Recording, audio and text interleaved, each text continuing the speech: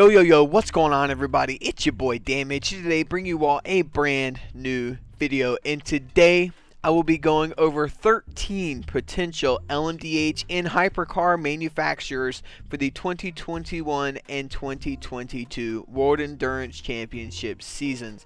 Without further ado, let's jump right into this list, and it is in no particular order. Number 1, Cadillac, General Motors. Obviously, the exact reason for this merger, General Motors wants to compete at Le Mans with the same spec car that they can compete in IMSA with, and that is totally understandable. The franchise has dominated the Rolex 24 over the last dozen years or so, and believe that they could do the same at Le Mans. Don't be surprised to see Cadillac or Chevrolet fielding a few entries for the new prototypes. Number 2, Toyota. The current dominators of the WEC, Toyota has already confirmed that they will be building a hypercar for the new regulations. The last few years have been a cakewalk for them from the outside, but their achievements over the last few years should still be taken seriously, and this outfit will be the most ready to compete at Le Mans in 2021. Number 3, Flickenhaus. The only confirmed hypercar entry, Scuderia Cameron Flickenhaus, has been eyeballing the new regulations way before LMDh was announced. Likely to only field one entry for their first season, Flickenhaus will be a force to be reckoned with shortly after their first appearance. Number 4, Mazda. Another DPI manufacturer that wanted to race at Le Mans and IMSA, Mazda will most certainly be at Le Mans in 2022 with their new LMDh car. They have improved greatly over the last few years with their DPI project, and it has proved to be a great platform to build off of for the 2022 LMDh season. Number 5, Porsche. The German company is Le Mans royalty, and not having the iconic brand in the top class of Le Mans is a very unusual feeling for all of the motorsports fans like ourselves. Not confirmed whatsoever, they have shown lots of interest in the new regulations due to LMDh being a hybrid-powered formula. Their bargaining chip was the lack of hybrid, but now that there is hybrid, what will they do? Number 6, McLaren. Obviously not an endurance powerhouse like Porsche, McLaren did win on their debut to Le Mans in 1995 with the F1 GTR. Their newest road-going hypercar, the McLaren Senna, has created a lot of buzz with the new hypercar regulations over the last year or so. The first manufacturer to release a car that would comply with the regulations, it would be wonderful to have them back in France once again. Number 7, Ford. With the recent retraction from their GTE program partnered with Ganassi, they have the perfect platform to build a true hypercar with the Ford GT of 2017. As their GTE was a prototype with a GTE body, they could easily convert their program to a hypercar program, especially since they're the largest automotive company in the Western Hemisphere. Number 8, Honda.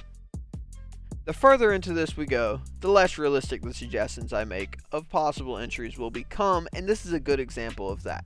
Honda's NSX platform has been performing very well in GT3 and Super GT, so why not throw some horsepower at it and create a hypercar?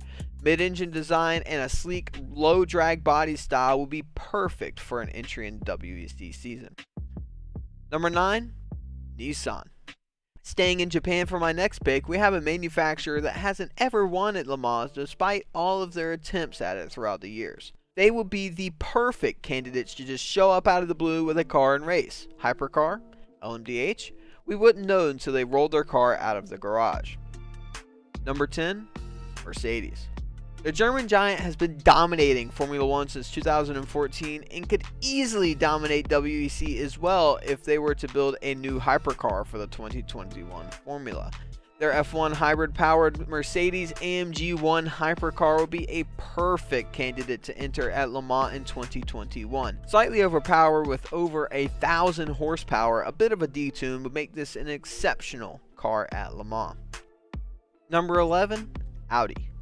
Putting this legendary team so far on this list was tough to do, but they have shown zero interest in racing at Le Mans again after Dieselgate in 2017, which pushed the Volkswagen-owned outfit out, retracting the legendary R18.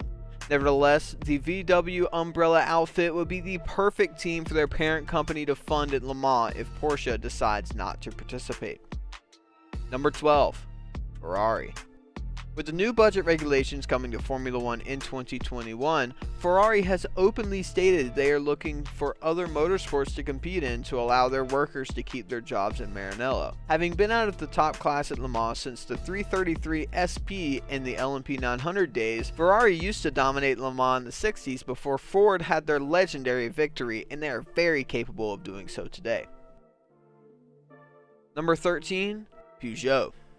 Leaving our prototype soft spot for last, this French outfit participated in the top class of Le Mans for most of the 2000s and was rumored to come back in 2021, partnered with Rebellion Racing. The unfortunate fold of Rebellion looming at the end of this year's WEC season, the prospect of Peugeot coming back to the grid in 2021 is getting dimmer and dimmer.